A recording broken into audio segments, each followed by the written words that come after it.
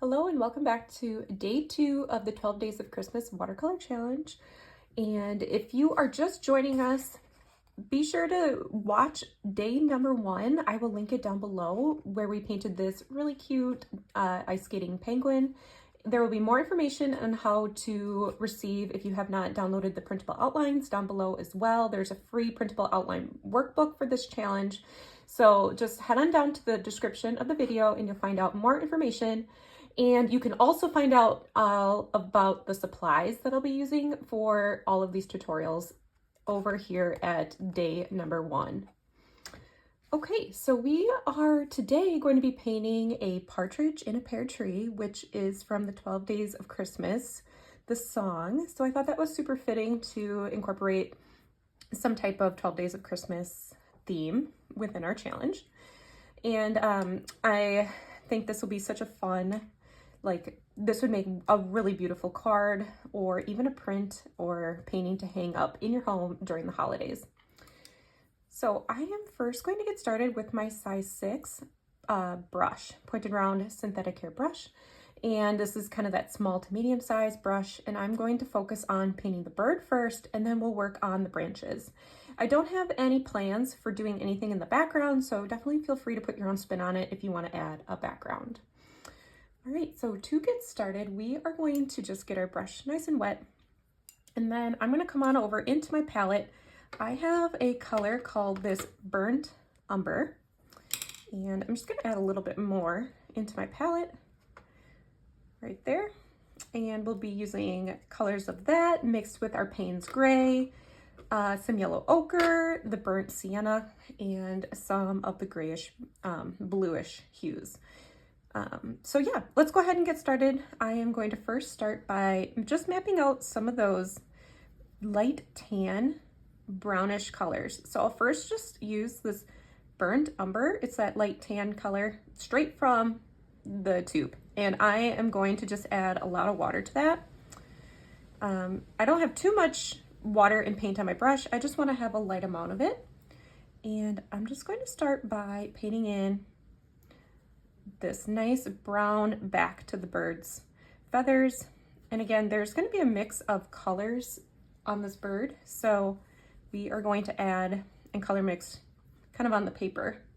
So let's go ahead and just paint in this little part. Again, I don't have too much water, too much paint. I'm definitely able to control the paint that I have. If you feel like you have too much, just dab your paper towel and you can get rid of some of that paint.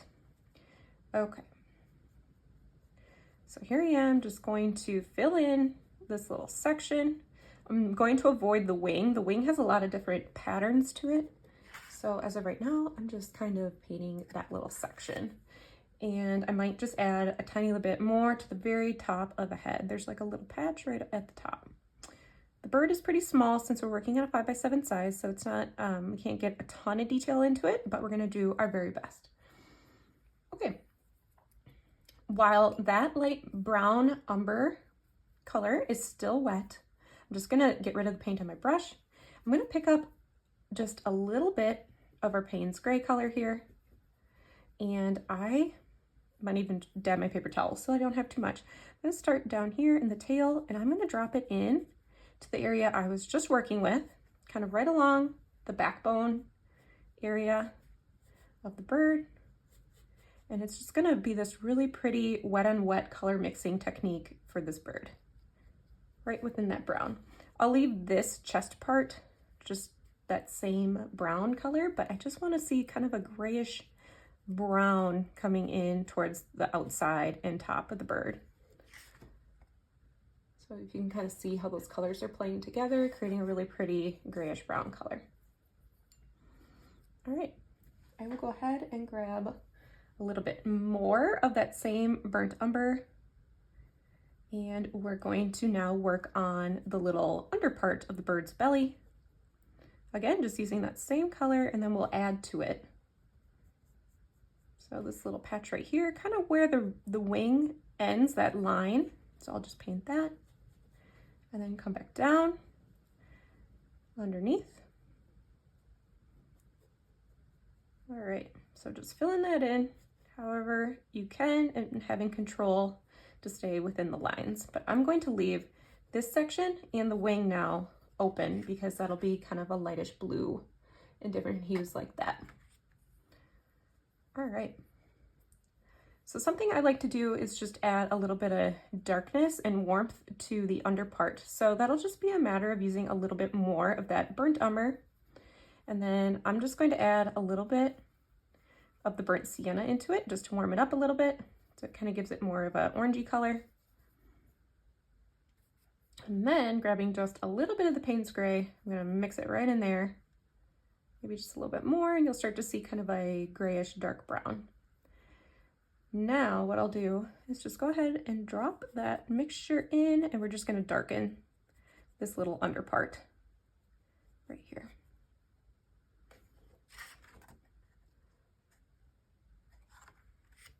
All right. So now I'll get rid of all of that on my brush and let's start to work into the grayish blue color of this bird's feathers. You'll definitely want the Payne's Gray.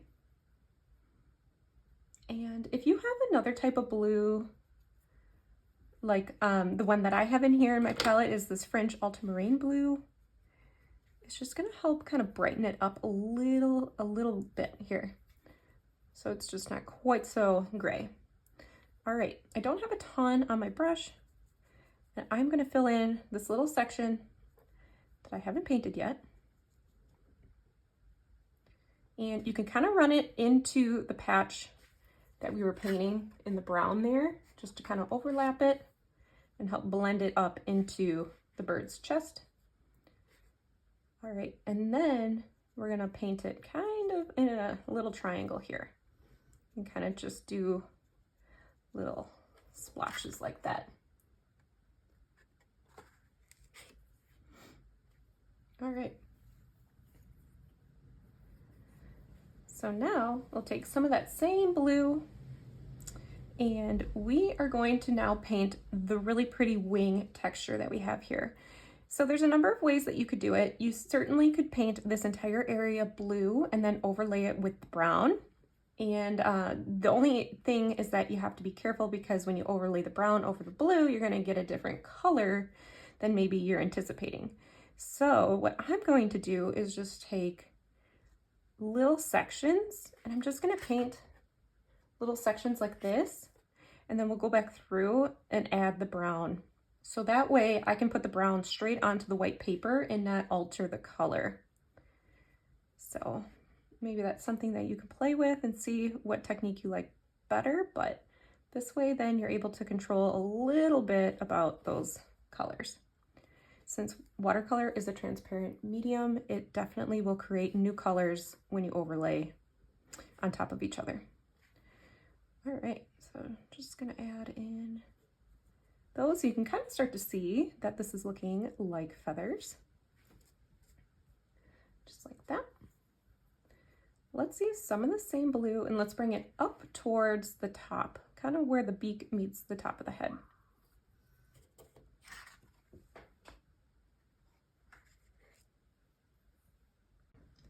Okay, so now we just need to make sure that this is dry before we go through and add more of the details within the wing. I'll still work with my size 6, which is my small to medium pointed round brush. And let's grab the burnt umber, which is that tannish color that we used for the body or the belly and the back. And let's just start to add in the next design.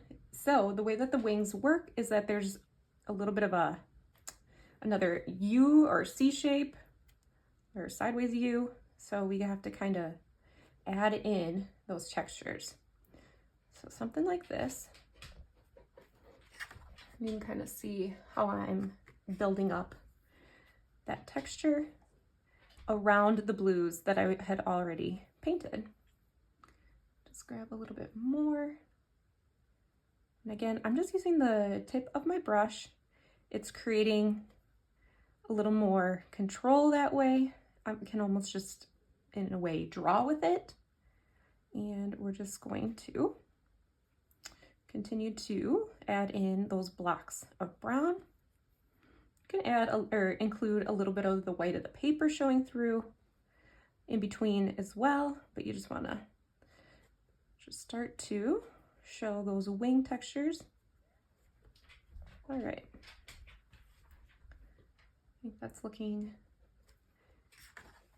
good, just like that. And then I will go back through and add one more piece of darker brown into the individual pieces of these feathers on the wings, just to create a little more dimension.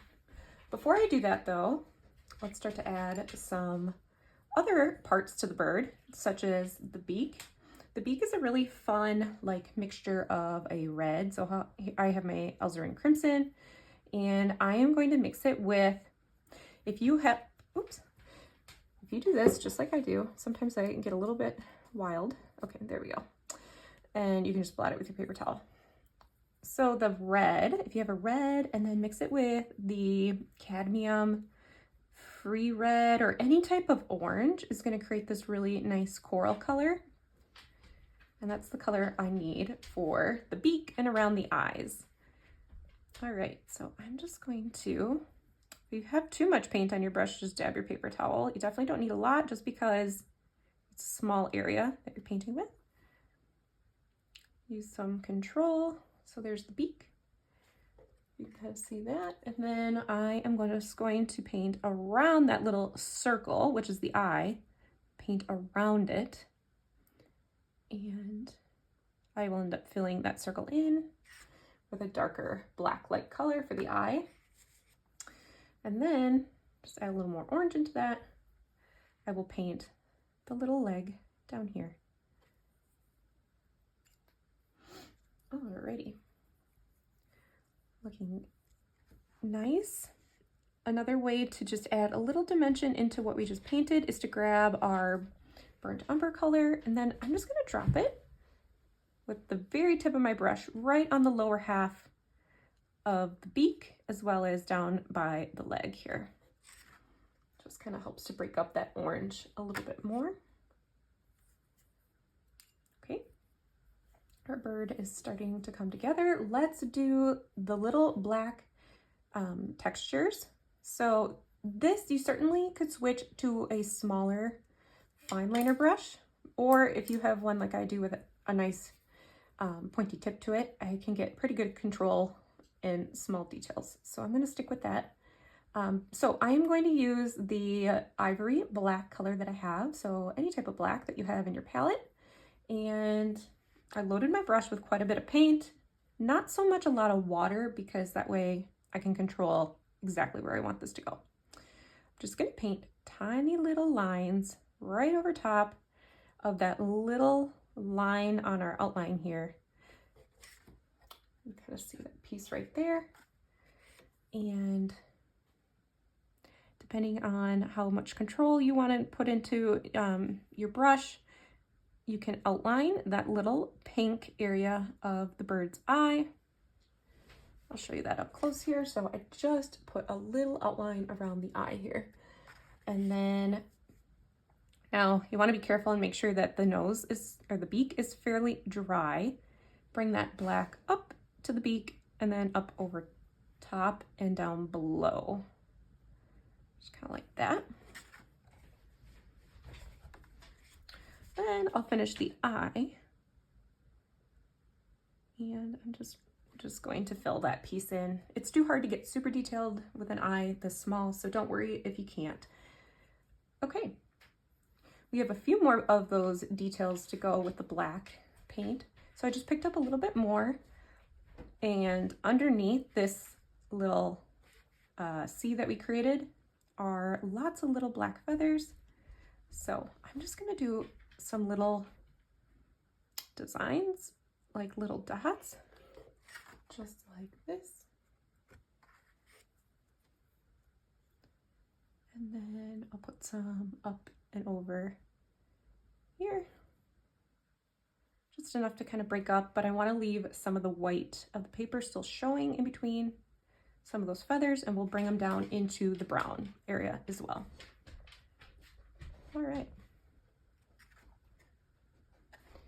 And now I will go ahead and get rid of pretty much all the paint of that black paint off my brush, just having a little bit left. And so it's like super duper light. I'm just gonna run it right underneath, like a little patch. Kind of creates a little bit of a chin shadow.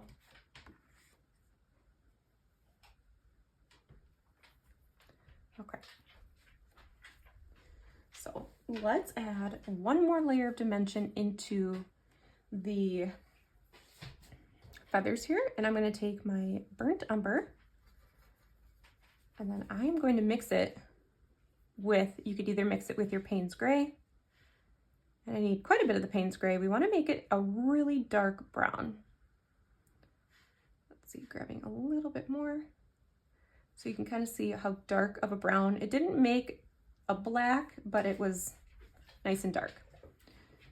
And then what I'm going to do is just go right through like where the blue meets the brown and just do another little tiny line. Just kind of do little tiny strokes like that.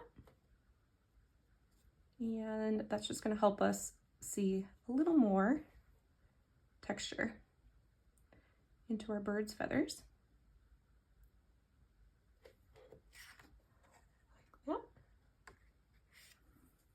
All right, I like how nice and dark that is, and you can even grab a little bit more of that paint, and that would be a really helpful paint just to layer underneath the belly.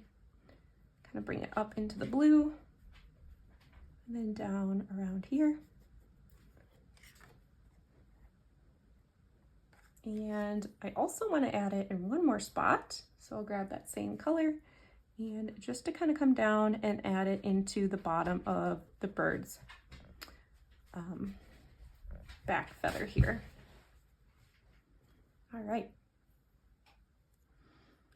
So I'm going to stop there for the bird, and I can come back and add more to it if I would like, but for now I'm going to move on to the pear tree and see what type of details I can create there. And I want to also create some type of like more detail in the front, and then this pear is farther away in the background. And so let's continue on. Feel free to move up in a bigger size if you need to. Mine's still pretty good for what I'm trying to do with these leaves. So let's start with the leaves. In my palette, I have just one green, and it is the sap green. And it creates a really nice kind of a grassy green. But sometimes you're going to need a variety of greens. So what we'll do is we'll take kind of our base green, so the sap green that I have, and to create kind of different values of greens, I'm going to add yellow ochre, and that'll give me kind of that nice vibrant yellowy green. And then I'll also create another value of it with the Payne's Gray, and this is going to give me my dark green values right here. And then there might be cases where we want to add in maybe even some of our brown colors into the green. So we'll just kind of see where it takes us. Let's just start. A lot of these leaves are going to have some bright spots. So let's start, since the brighter yellowy green color that we have, the yellow ochre and green mixed together, is going to be our lighter color. Let's start with that. And some of these leaves are just going to be kind of like split down the middle as far as like how they are folded. So I'll just kind of create one little piece there, grab some more of that, and put one on that side. And so you can kind of see what we're going to do here. Let's grab some of our sap green mixed with our Payne's Gray.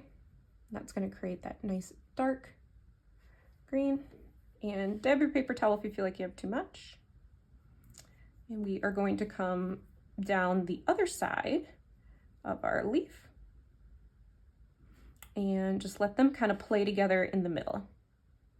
You can use that paint to go all the way down the stem, so you can kind of see how those two pieces are playing together. So we will continue on with that type of technique. I would say I have a medium amount of paint and water on my brush. It's not too much where it's just completely pooling, but it's definitely enough for the water and the paint to kind of play together. All right. So another technique too, if you need to lighten certain areas, is to get rid of all the paint on your brush. You can use the same brush, but just make sure it's fairly clean and fairly dry. Just could be a little bit damp. But you can use the technique of lifting. So if you have, especially the 100% cotton paper, like where I'm using with arches, you can just run that right over, like that light area, and it's just gonna pick up some of that paint. And it just creates this beautiful light to dark ratio, and you can really control your watercolor that way. All right, let's continue down. And let's put some light areas. So I'll do one up here. Sometimes what I like to do is just do a few leaves, and then I'll come back and do the dark pieces with them while they're still wet. It's okay if you don't color mix the exact same color every time for the leaves, because leaves are a very natural, organic object that they can actually, it's better to not get the exact same ratio mixed up every single time. All right. So just did a few there. Now I'll go back through and add the darker side. And here I have my green, my Payne's gray mixed together. The more Payne's gray you add into your green, the darker the value. And so then I'll go back through and add that.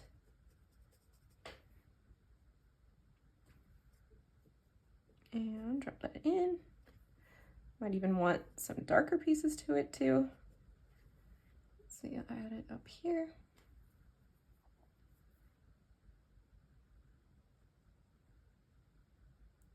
Just like that. Grab some more. And paint it down here. All right. So again, I'm not putting a ton of detail into the leaves, but it's enough to show dimension. And maybe you want to add some of the darker line on the outside. All right. Again, we can go back through, get rid of the paint on our brush, and we can kind of lift some of the paper or the paint off the paper. Just like that. I'll grab some of this one. Like that. All right. And it might even be kind of fun to grab just some of the yellow ochre, and we can just drop that into areas of the leaves if they are still wet. That wet on wet technique, just to bring in one more difference of color. Now, if I were to add them back into the leaves that I was painting before, it's not going to be quite as much the wet on wet technique. So kind of fun to play with both. All right, let's do just kind of a lighter leaf off the pear in the front. Let's grab kind of that yellowy green color that we've been mixing up. And do that one. So that one I filled up all the way.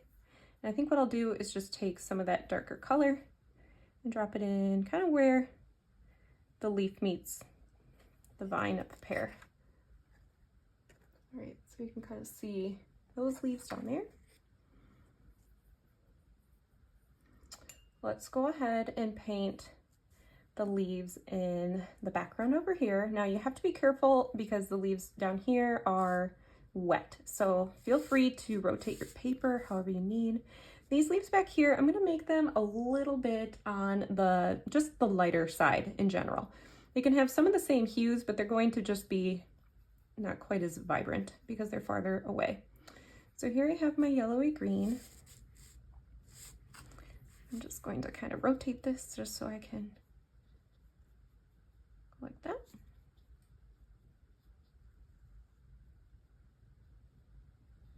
All right, so I just filled that one all in. And I can take a little bit of our darker green, and I'll just go ahead and drop part of that in. And again, I'm just kind of leaving these a little bit more faded in the background. There's one there. And let's just do kind of a medium green tone, so maybe just our sap green with a little bit of the Payne's gray.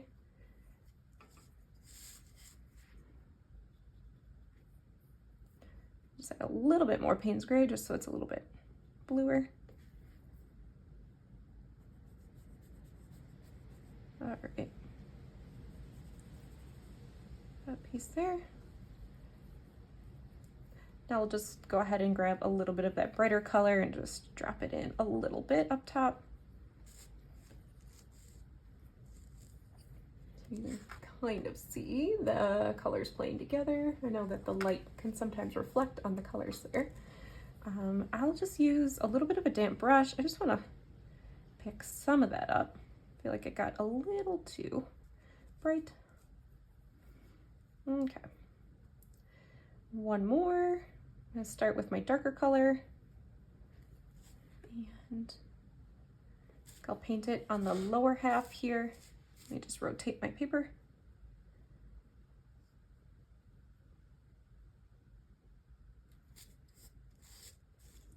And then I'll get rid of the paint on my brush, pick up a little bit of the yellowy green, come back on the upper part, a little bit of a lighter color. Like that. All right. So there we have our leaves, and now let's do our pears. I'm actually going to switch to a little bit of a larger brush now that I just want to paint the entire pear, and then I'll add some reddish texture into it. So let's see, we need to first do the pear color. And so the pear is going to be that almost similar to what the color of our leaves have been, but I definitely want more in the yellow here with just a little bit of that added sap green. Okay, so here I have mostly yellow. Maybe I'll add even a little bit of this brighter canary yellow that I have. If you don't have a brighter yellow, don't worry about it. I'm just gonna add that in there just to give it a little bit more of a limey, citrus looking color. All right, let me show you that up close here. Kind of see that color coming together.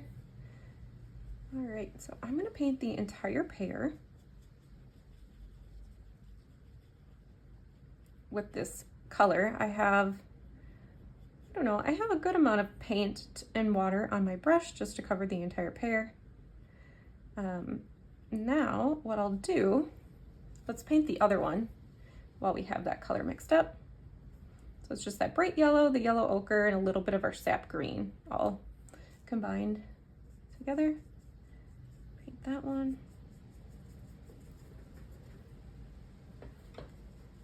It's okay if you grab different colors to create the pears. Again, they are a natural object, so you don't need to get it perfectly matched from top to bottom. Okay, so here I have my two pears, and now I want to just add dimension to that, including I want to add a little bit of red tones in there. I think that'll look really nice for the Christmas spirit. So let's first grab some of the yellow ochre. We're just going to first do that with the dark green, or that green that we have, our sap green. So grab those two, and again, I'm working with the same bigger brush. And I am going to focus on dropping it in along the bottom outer edge of our pear, and even maybe a little bit towards the top. I'm really working on trying to create kind of a dimension of a sphere shape. So let's do the same down here of our yellow and our green. So you just kind of hit the outer edge, and again, with it being a wet on wet technique, it's just going to kind of expand and evolve in that general area. Okay. So now I do want to add a little bit of red into there, and that's gonna, when that mixes with that yellowy color we created for the pear, it's going to almost be like a, kind of like a, it'll just be a different color. So I'm not gonna wait for the pear to dry. I just want it to kind of dance within the pear again. So I'm gonna grab some of my orange and a little bit of my red. I don't know, that same combination that we did within the bird's beak. And I am going to drop that in. And it's okay if it creates little like texture or dots almost, because that is also kind of what the pear is. And you can kind of see this and decide if you like that look. Grab some more. I'm gonna grab a little more in the orange.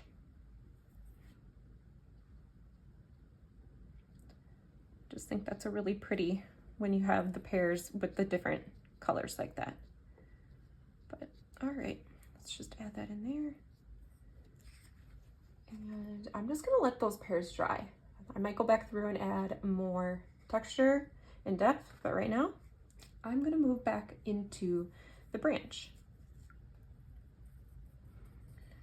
So if you need to switch to something smaller, I'm gonna switch to my size 6. And this is just going to be a typical branch color of a brown, and it's going to be similar to what we did on the underbelly of the bird. So I'm gonna mix my burnt umber and I'm gonna put a little bit of Payne's gray in there. And we're gonna use a variety of just the burnt umber and then this mixture with the Payne's gray. That'll be kind of like in our darker shadow areas. All right. So here I have my burnt umber. I would say a medium amount of it. Let's just go ahead and start filling in this branch. All right, might need to grab more. And the more brown you have on your paintbrush, the darker the color that will come onto the paper. I'm not so worried about how dark it is at the moment because I definitely will end up making it darker. I'm just gonna focus on one little branch first, this little one right here. All right. And then we'll also bring it down into the pear, but be careful not to touch anything that's still wet. You can rotate your paper. Okay, so I just did that. And I really love the way that that brown turned out. I'm gonna grab some of the Payne's gray and mix it into my other brown. I feel like I had too much, so I don't want it to be too dark, just something in the medium dark brown range right there. And then that's what I'll drop at the base or the bottom, along the bottom of the branch. And that's gonna help just give it a little more dimension. Just like that.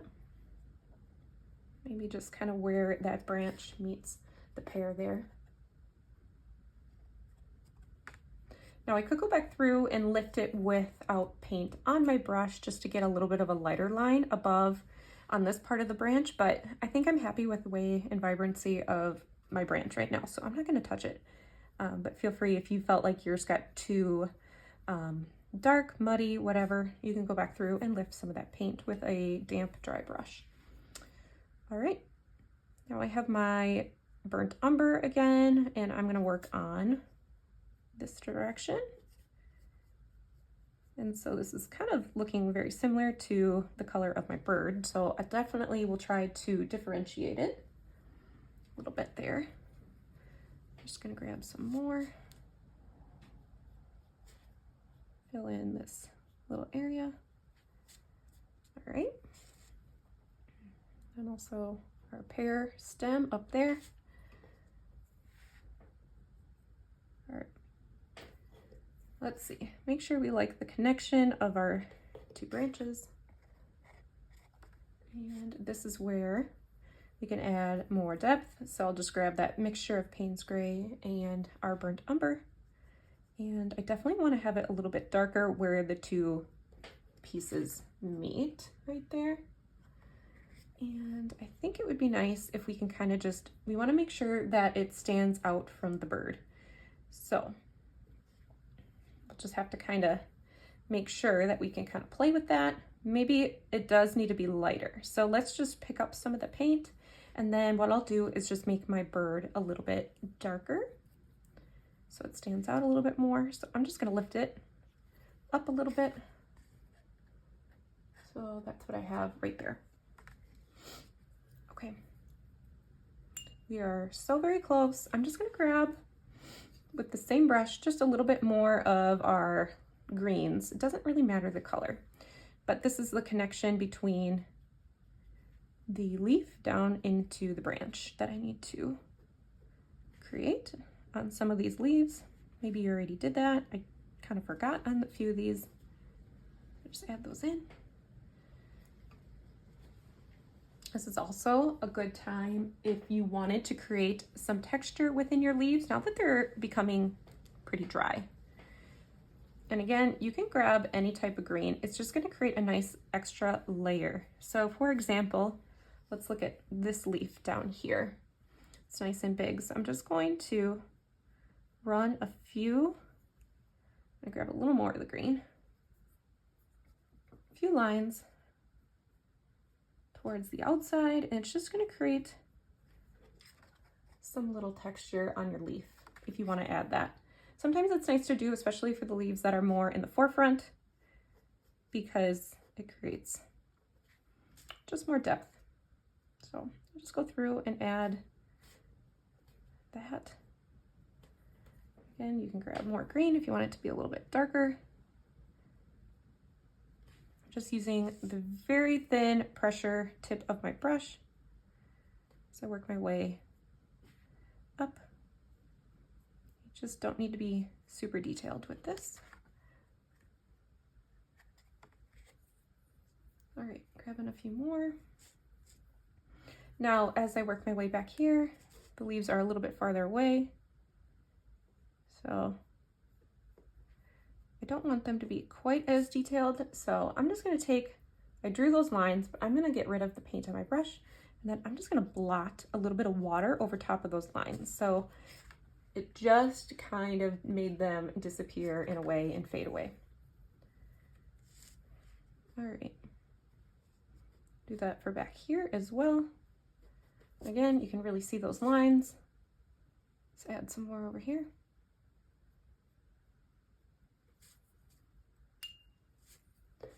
So here you can really see them, maybe like that. I'm just going to go ahead and get rid of most of that paint with a damp brush, just run it and blot it right over top.